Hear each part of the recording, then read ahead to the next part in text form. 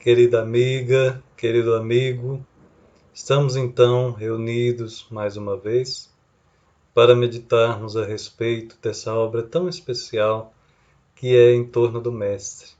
Essa coletânea de artigos publicados por Vinícius em revista da FEB, da Federação Espírita Brasileira, O Reformador.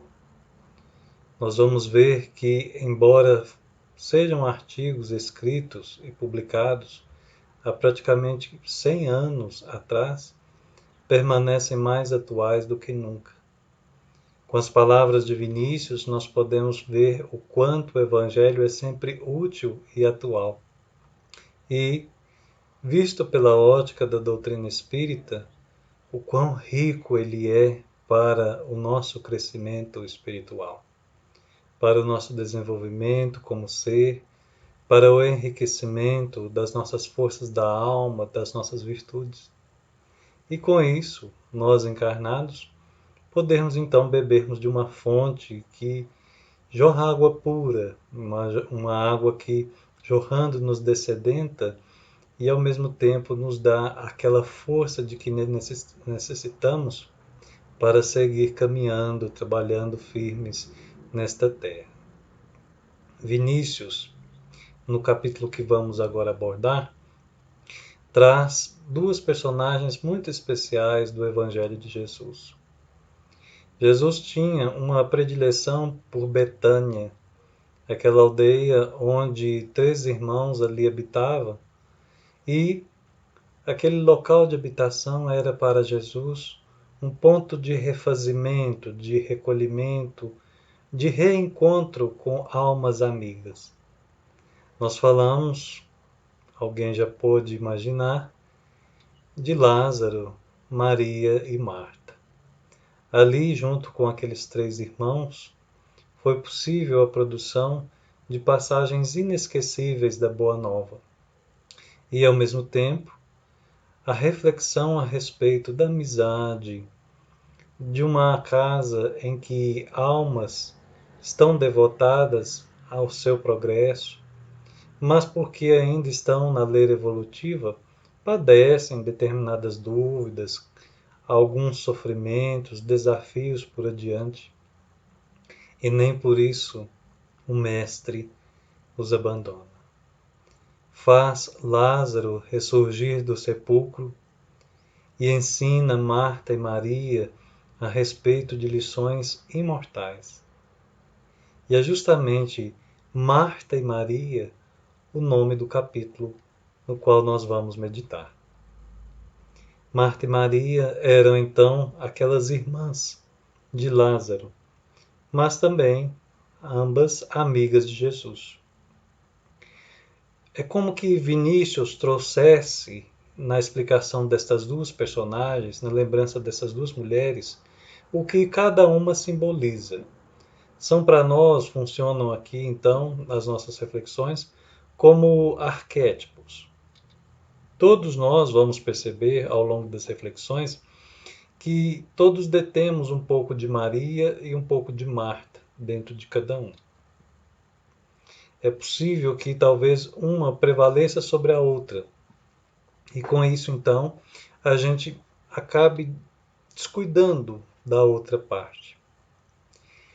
Mas é também convite da caminhada equilibrarmos ambas e buscarmos em ambas aquilo de melhor que podem nos ofertar.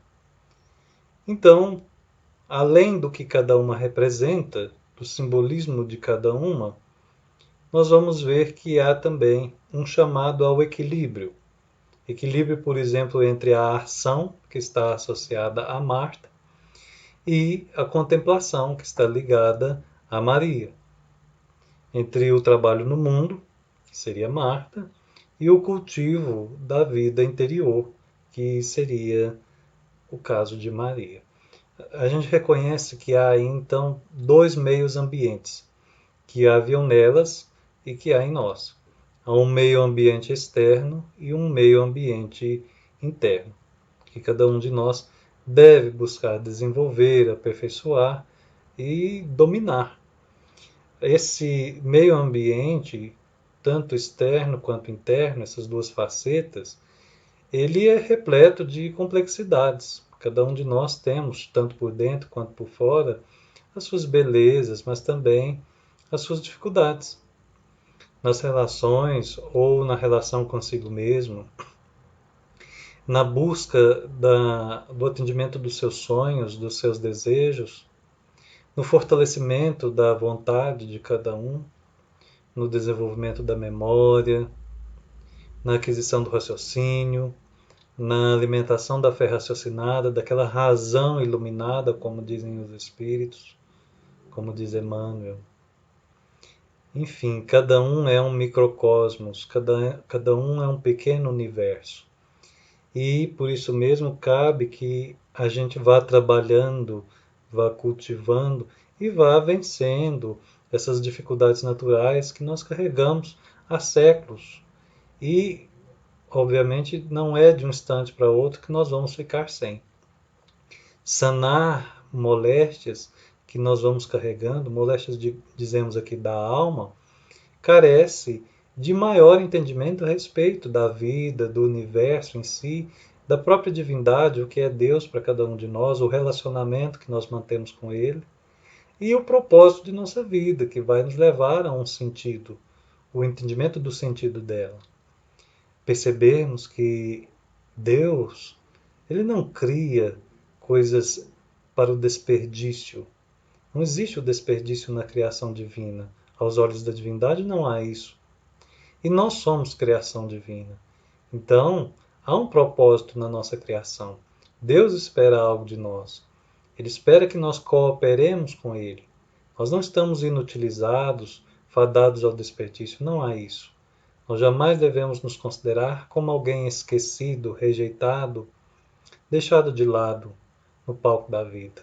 Pelo contrário, há que relembrarmos que nós temos nossas missões, micromissões, missões em nossos lares, no ambiente em que nós estamos, na sociedade em que nos encontramos inserida. E por isso mesmo, percebemos que onde estivermos é o local de florescer, é o local de frutificar. E ali estaremos atuando como as mãos de Deus. A criatura, atendendo a criatura como ferramenta do alto em prol do progresso de cada um e da Terra como um todo. É agindo localmente para obtermos a regeneração globalmente. Vinícius então vai começar do seguinte modo: Marta e Maria eram irmãs de Lázaro, a quem Jesus ressuscitara. Residiam em Betânia, aldeia onde o Senhor, de quando em vez, se refugiava em busca de repouso. Repouso, aqui abrimos um parêntese, que Allan Kardec vai trabalhar junto com os espíritos, na terceira parte do Livro dos Espíritos, ali nas questões das leis morais, e obviamente quando ele trata da lei de trabalho. O limite do trabalho, o repouso, em específico a questão 682. Aqui nós fazemos questão de ler ela para vermos a profundidade tanto da questão de Kardec quanto da resposta dos benfeitores. Vejam que Kardec diz: sendo uma necessidade para todo aquele que trabalha, o repouso não é também uma lei da natureza? Assim, talvez como podemos atrelar liberdade e responsabilidade, o repouso não estaria atrelado à lei de trabalho? E os espíritos respondem que, obviamente, sem dúvida, o repouso serve para a reparação das forças do corpo e também é necessário para dar um pouco mais de liberdade à inteligência, a fim de que se eleve acima da matéria. Bom, fica então o questionamento. Se Jesus buscava Betânia para o repouso, significa que aquele ser, o tipo mais perfeito, dizem os Espíritos, que Deus enviou até esta terra, necessitava do repouso da matéria? Entendemos aqui de modo mais claro que ali ele buscava um refazimento, estar com corações amigos, corações amados, num campo especial que lhe propiciava, talvez, um afastamento positivo de todo aquele assédio que a multidão produzia. Não era fuga, porque ele não tinha esse entendimento, mas era talvez até mesmo onde descansava, ofertar aquilo que ele tinha condição. O espírito chega num tal patamar que onde quer que ele esteja, como é que ele estiver, ele vai de alguma coisa, de algum modo, ofertar algo àqueles que estiverem presentes. Mas a mudança de ambiente também pode ser lembrada, no caso de Jesus, como quando ele ia orar. E ele subiu ao monte a orar, e ali naquele monte transfigurou, junto com a aparição de Moisés e Elias. No momento da oração, então, ele procurava estar sozinho, em contato com a natureza, subindo num monte. É claro que nas camadas que o Evangelho nos oferta, temos ali inúmeros entendimentos, todos, é claro, buscados à luz da doutrina, na fé raciocinada, no entendimento correto. Nós vamos ver então que Jesus, como um ser nesta terra, buscava também os diferentes ambientes para que eles também pudessem ofertar diferentes lições. Ambas, Marta e Maria, eram boas e tementes a Deus. Entretanto, havia entre elas certo traço particular de caráter que as distinguia. Como a gente falou no início, dois perfis espirituais. Marta, muito ativa, muito preocupada, como a gente já ouviu pelo Evangelho, daqui a pouco vamos ver. Outra, no caso Maria, silenciosa, encantada com o dizer do Mestre, ali embevecida com a energia que ele emanava, com as lições que transmitia. Mas a escolha da boa parte ficou para Maria, como Jesus vai apontar. O que a gente precisa lembrar sempre é que a escolha da boa parte não condena a outra parte, não condena Marta, não condena o serviço. Pelo contrário, revela uma hierarquia, o que deve estar acima e o que deve estar abaixo, o que deve ser colocado como prioridade, uma urgência até, uma seleção justa das nossas escolhas, que é a alma estar voltada e devotada à luz, a busca do alto, a busca da luz em si mesmo.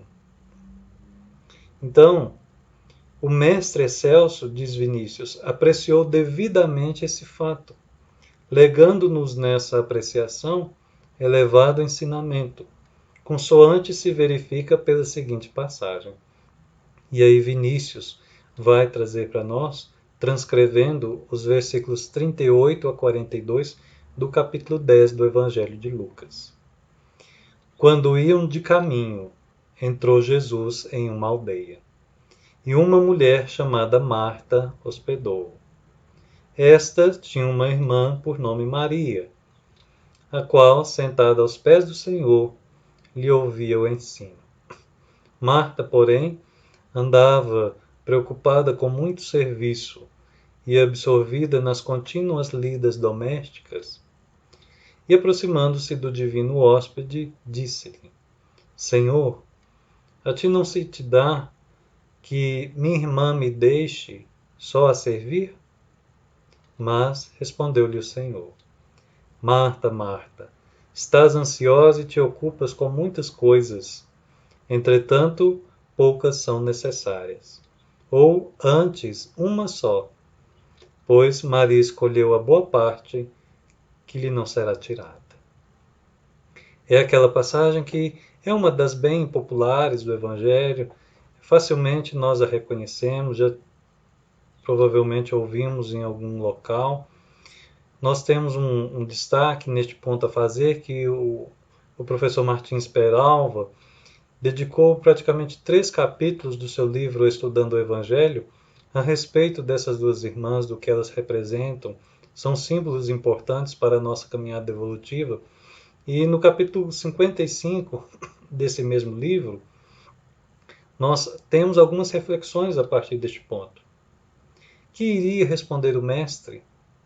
Exprobaria o procedimento da moça que ficara a seus pés, indiferente ao esforço da irmã? Censuraria Marta por se mostrar tão ciosa dos deveres terrenos, em detrimento dos espirituais? Louvaria a dedicação da primeira, que se mostrava tão profundamente interessada nas verdades por ele anunciadas? Jesus ali era convidado a se manter firme à verdade, o que para ele era a coisa mais natural da vida. Mas, ao mesmo tempo, com a sua sapiência, com a sua perfeição, ele teve a capacidade de não criar rusga entre as irmãs, de mostrar o potencial de cada uma, do que representavam e do que naturalmente precisava ser aparado, as arestas ali trabalhadas. Como opinaria o mestre? Perguntavam, cada uma a si mesmo os circunstantes, inclusive Marta e Maria. Alguns instantes transcorreram e as palavras de Jesus ecoaram no aposento. Essas palavras, que certamente foram ditas com muita ternura e infinita compreensão, não como um puxão de orelha, uma reprimenda. Marta, Marta, andas inquieta e preocupas com muitas coisas. O mestre não censura Marta, não a recrimina, não lhe ironiza a ambliopia mental, não lhe diz em tom de humorismo que se acha presa às coisas terrestres. Aqui um cuidado muito grande para nós não tomarmos as duas figuras como 8 ou 80. Maria é o espiritual, só ela basta. Não. O que basta é a boa parte, a melhor parte que ela escolheu. As demais depois virão por consequência. Senão nós corremos o risco de julgar Marta, considerar ela inferior a Maria. E o inferior aqui, na hierarquia, é o excesso, é a desmedida naquilo que a gente dedica às coisas terrenas. Falou-lhe em seguida da melhor parte escolhida por Maria, desdobrando ao espírito da jovem um ângulo de vista ainda inexplorado por ela. Ou seja, ali estava a oportunidade de ver a vida por outro ângulo, coisa que talvez Maria, neste ponto, sim, já estava conseguindo visualizar. Mas também cabia a Maria não se desligar totalmente do mundo e entrar numa mística que lhe possibilitaria, talvez, um afastamento nocivo do ambiente social. Então, Marta, diz Vinícius, era sensata, laboriosa e ponderada. Agia sempre com método e cálculo, de maneira que em todos os seus atos se podia descobrir o predomínio de uma razão amadurecida. Olha só, Marta representa aquela alma que é prática, que ela é ocupada, ela é racional, ela é produtiva. E ela pensa, planeja o que produz. Já Maria tinha um temperamento apaixonado, mas não na paixão das questões do Livro dos Espíritos, aquele excesso de algo. Aqui nós vamos entender uma paixão que, embora descuidada, talvez classificasse o mundo como coisas práticas. E ela viveria mais para o lado do puro idealismo, do ambiente algo místico. Enfim, é aquela alma que busca a comunhão com o invisível, com o alto, com o mundo das ideias. Ela, por isso, se torna intuitiva, se torna receptiva e vive ali, se não ativa, no modo passivo, no modo de contemplação. Percebam que tudo quanto a gente vai aqui apresentando como característica deve fazer parte do ser humano. O serviço ativo, a contemplação.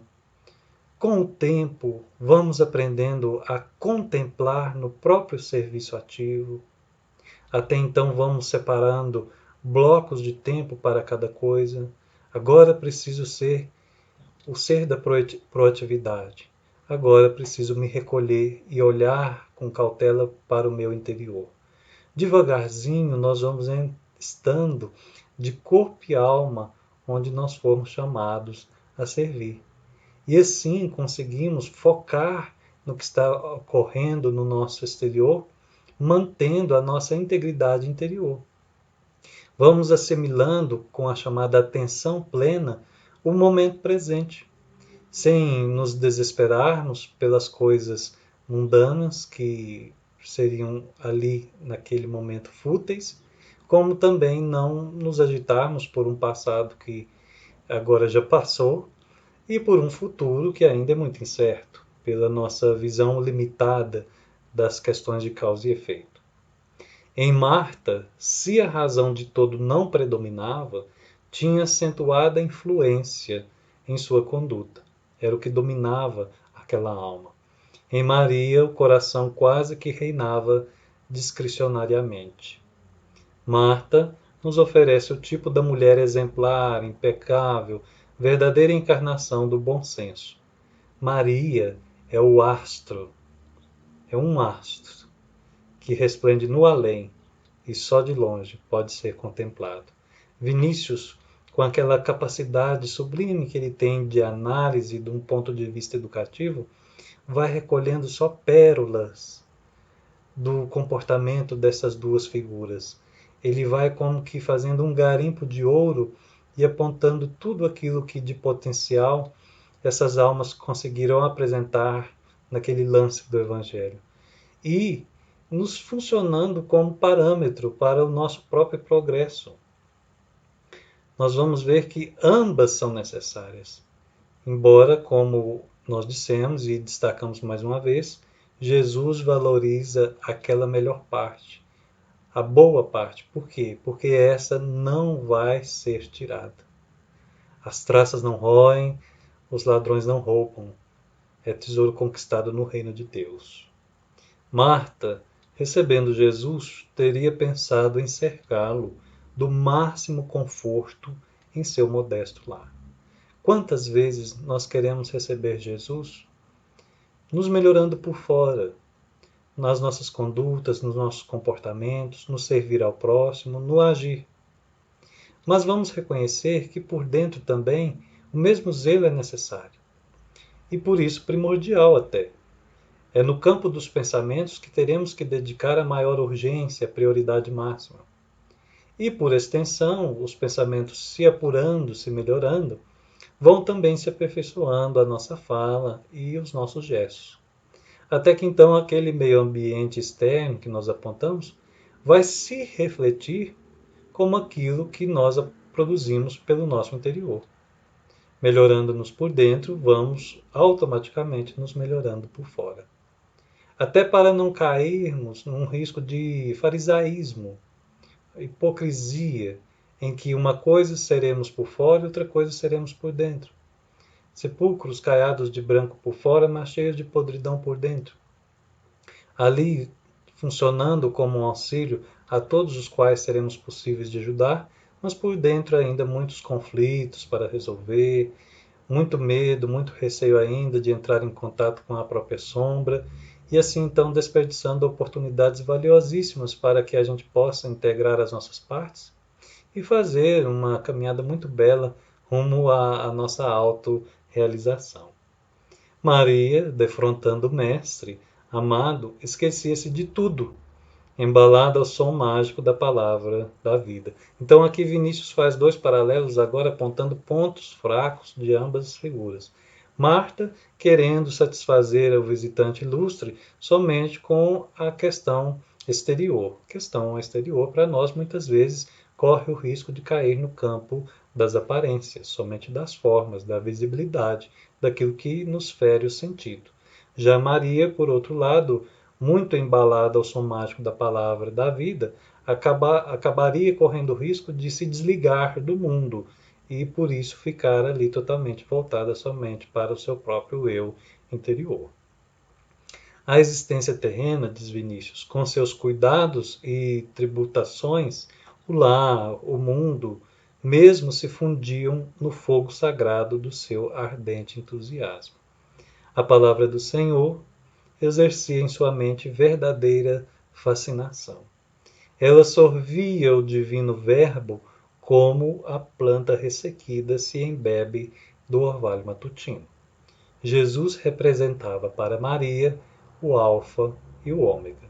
Então, se para ela ele representava o Alfa e o Ômega, para ela ele bastava, no sentido do que lhe havia de dizer, as lições que poderia transmitir, o Rabi que estava ali na frente de alguém que se sentia a sua aluna.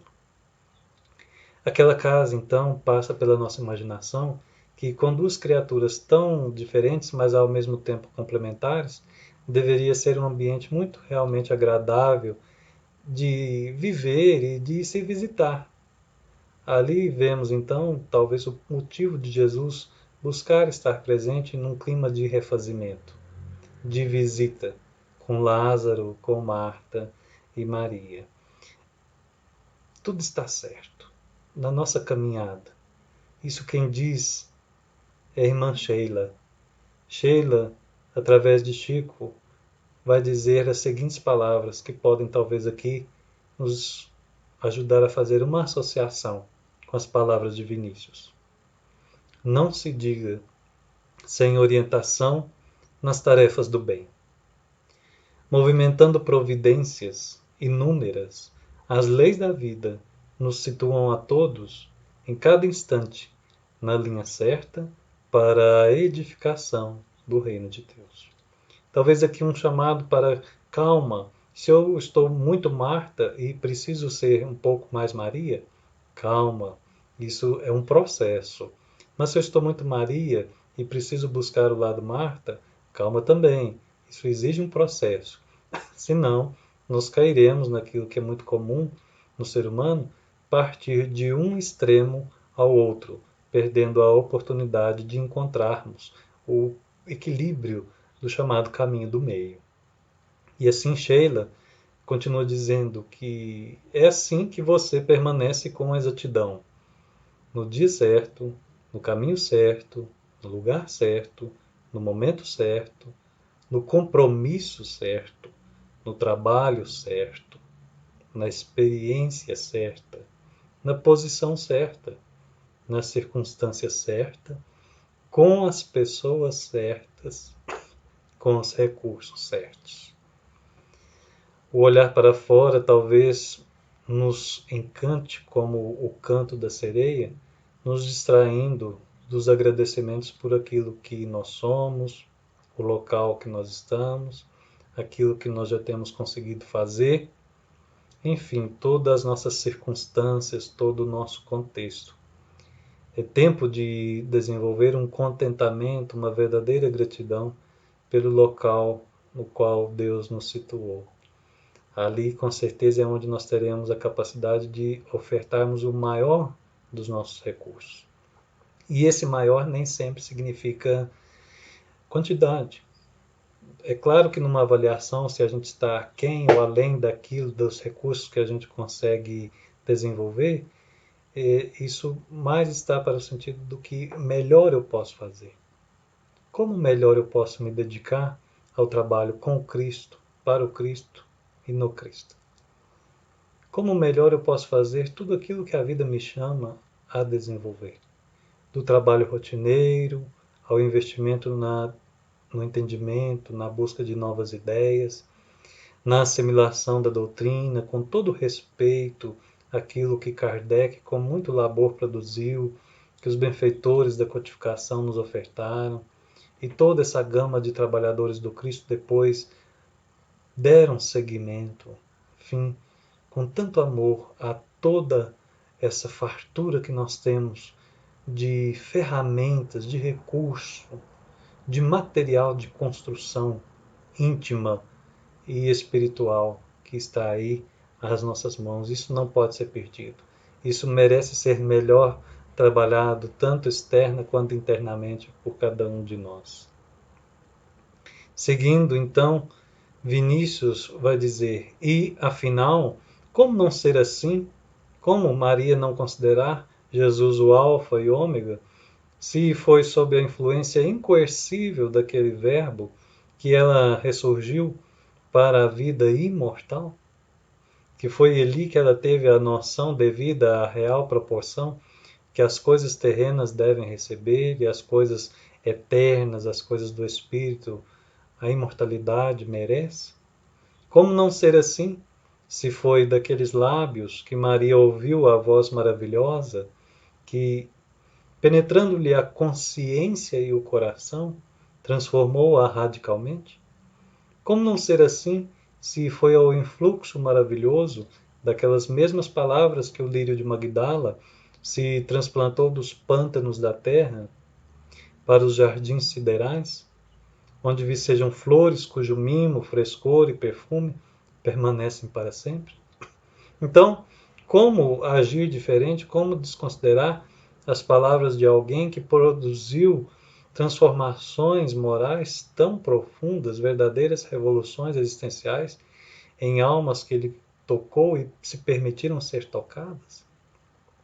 Paulo, Pedro, Maria Madalena e inúmeros outros que nós temos no colégio apostólico, naqueles que lhe acompanhavam a rotina de mais próximo, os que tiveram contato depois da sua existência através das cartas de Paulo, de continuadores da obra no século I, no século II, no século III, e aqueles luminares que ao longo de todos esses últimos séculos até agora vêm então reencarnando e apontando mais uma vez que o caminho é Jesus, é para Jesus, é com Ele.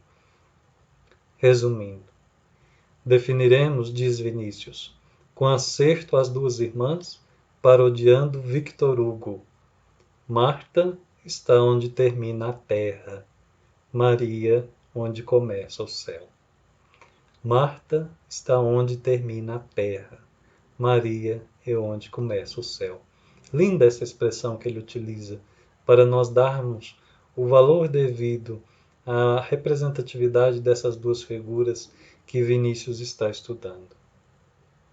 O mundo vê no idealismo de Maria uma espécie de desequilíbrio. Talvez pelo fato dela ser absorvida pelo Verbo de Jesus, ela vive o instante sagrado da revelação. E a gente pensa que por isso ela vai então, dali para frente, viver numa eterna utopia. Não, não é isso. É que ela sabe entrar na sintonia do Mestre e captar a profundidade e a gravidade das suas palavras. Não é, como a gente pensa, esse idealismo, uma espécie de desequilíbrio, no idealista que seria um insano. Não. Nós podemos aqui destacar, por exemplo, o item 10 do capítulo 17 do Evangelho segundo o Espiritismo.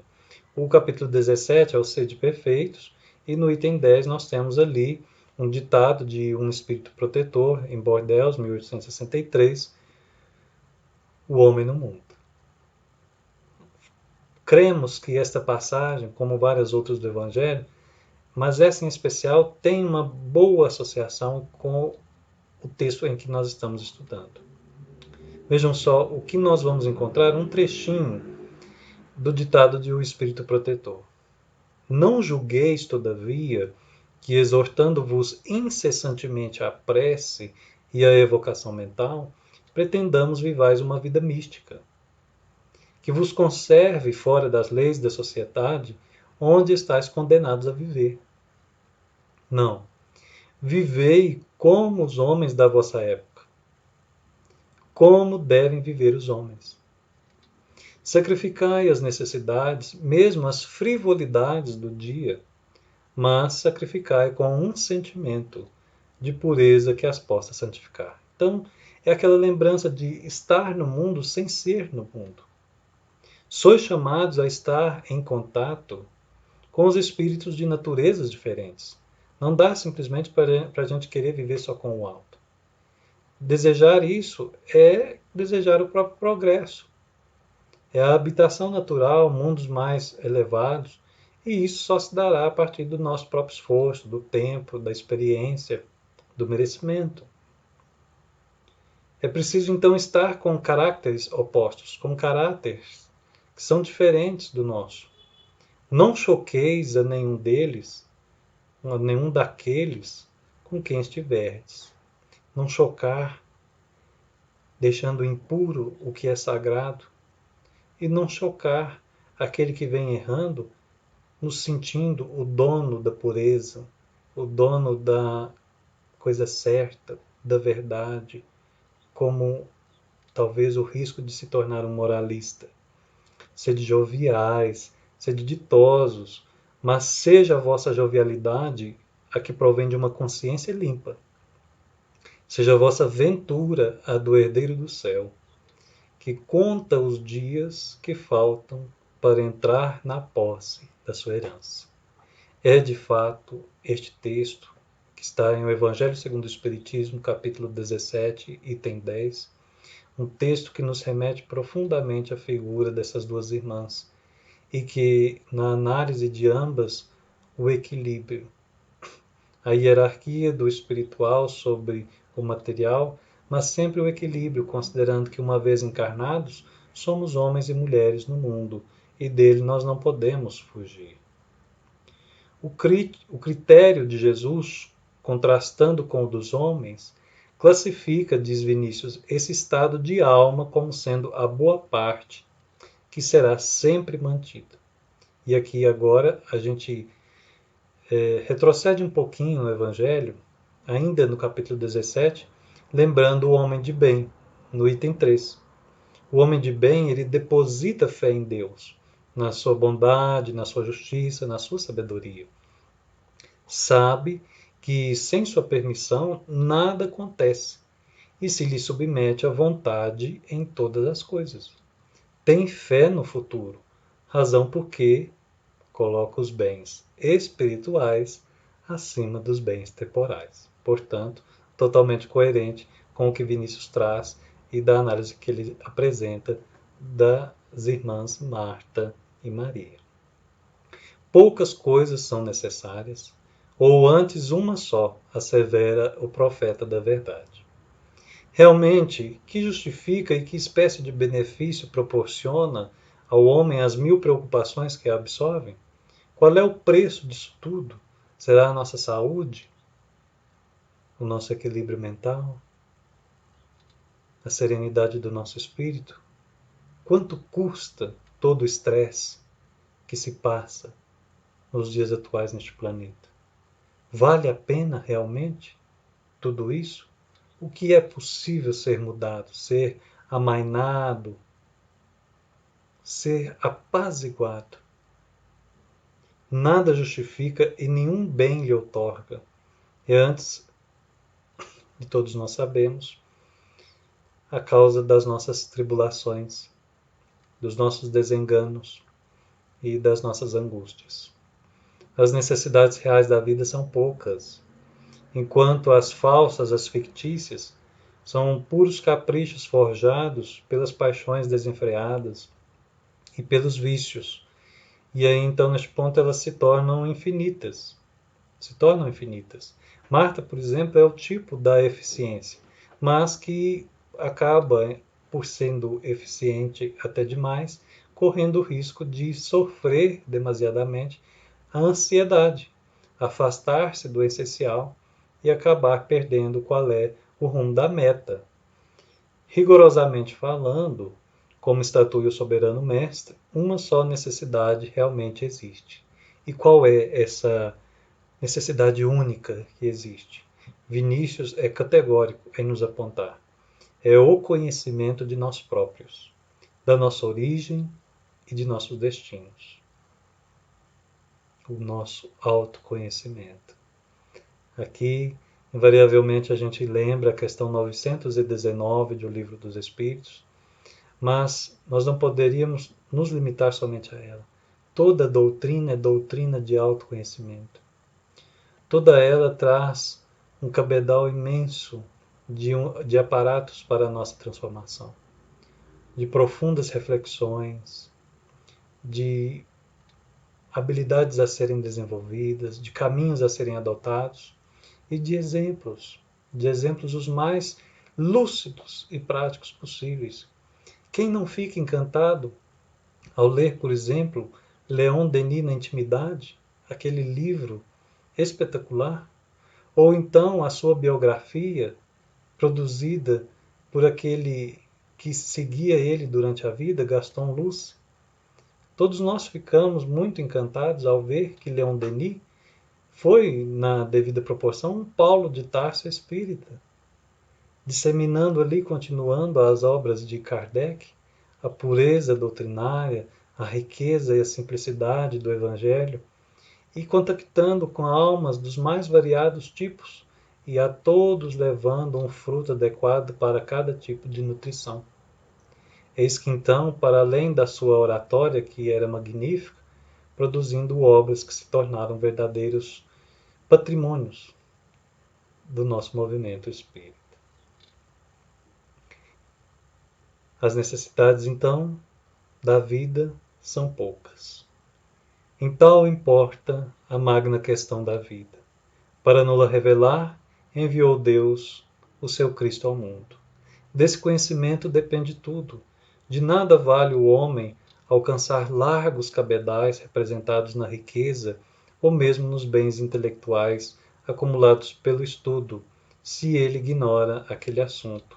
Se ele estuda demais, mas não considera o alto, não considera o invisível, o mundo espiritual, ele pode se tornar um sábio, mas num saber técnico, que ao se despojar da roupa de carne, do corpo físico, ele vai se ver talvez com seus conhecimentos inutilizados. É claro que em todos os campos o espírito vai ser convidado a desenvolver, mas é preciso reconhecer também que no seu desenvolvimento certos assuntos devem sempre prevalecer, para que tudo, por exemplo, ele possa ver do campo de vista moral, naquilo que pode ser empregado para o seu melhoramento. É a boa parte. A casa, por exemplo, a casa que Marta estava preocupada, ainda que ela desencarnasse, estaria ali, para ser sempre limpa, lavada, perfumada, pintada, reformada. A louça, talvez que ela servia a Jesus, sempre estaria ali para ser lavada, ser cuidada, alimentos colocados novamente nela. Os livros, muitas vezes agora trazendo para nós, que nós lemos, ficam. Nós não levamos nossas casas, nossos livros, nós não levamos nossas louças para o plano espiritual. Levamos tudo aquilo que com eles nós podemos fazer. Então, o conhecimento dos livros, os momentos que vivemos em nossos lares, as confraternizações que realizamos com nossas louças. Nós levamos memórias, nós levamos afeto, nós levamos lembranças. E aí o cuidado para que quando nós partirmos, sermos aquela pessoa que não seja aquela que só deixa lembrança, mas que deixa saudade. Saudade é mais importante que lembrança. Nem sempre a lembrança é positiva. Ser pobre ou ser rico, errar ou acertar em todas as matérias, sabê-las ou não, são coisas de importância relativa. O que importa é que o homem se inteire, em primeiro lugar, do reino de Deus e de sua justiça. Por isso que tudo mais lhe será dado por acréscimo. Buscai primeiro o reino de Deus e a sua justiça, e tudo mais vos será acrescentado. Vem então Vinícius concluindo, apresentando o versículo 33 do capítulo 6 do Evangelho de Mateus, ali dentro do Sermão da Montanha. A posse da verdade acima é que valoriza de fato tudo quanto o homem venha a possuir. Sem aquele requisito, as nossas conquistas serão vãs e estéreis. Tudo será perdido quando chegar o momento da morte física. Mas tudo também será perdido aqui quando não tivermos a capacidade de ver além dos sentidos, vermos os demais como espíritos e a nós mesmos como seres imortais. Uma inteligência de escola, verdadeiro repositório de erudição, desacompanhada da luz que aclara os horizontes da vida, não passa de fogo de artifício. Ilumina o céu, faz beleza, entretém a vista por alguns momentos, mas depois some novamente na escuridão. Não. O mesmo progresso que se verifica na vida complicada, artificial e enervante dos grandes centros é pura ficção, pois o verdadeiro progresso é aquele de cujo surto advém tranquilidade, segurança e bem-estar para a sociedade.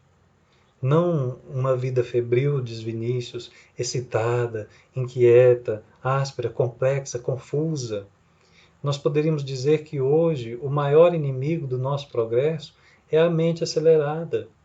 Um médium com uma mente acelerada não vai desempenhar o seu labor, vai atrapalhar a sintonia, vai perder as oportunidades de aprendizado nos livros ricos da doutrina e no contato com o invisível. Mas não só os médiuns, como também aqueles que utilizam da fala, os que utilizam das suas mãos, que estão ali se ofertando em prol do próximo, todos os espíritas, todos aqueles que abraçam o cristianismo. Perderemos se não cuidarmos de refletir na nossa mente as palavras que emanam do Evangelho de Jesus. Será isso, então, toda essa busca desenfreada, progresso ou loucura, insânia? Fica então a conclusão.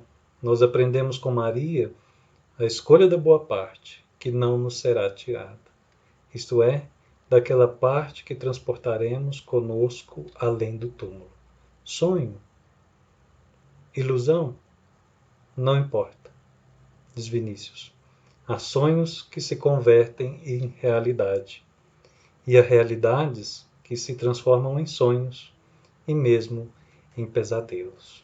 Para além do sonho, do pesadelo, da dúvida, Jesus nos convida a uma verdadeira abertura de olhos, um legítimo despertar. É olhar e perceber que as suas palavras não são promessa, são verdades possíveis e concretas de se realizarem, a depender somente da nossa força de vontade. Que Jesus nos abençoe e nos proteja.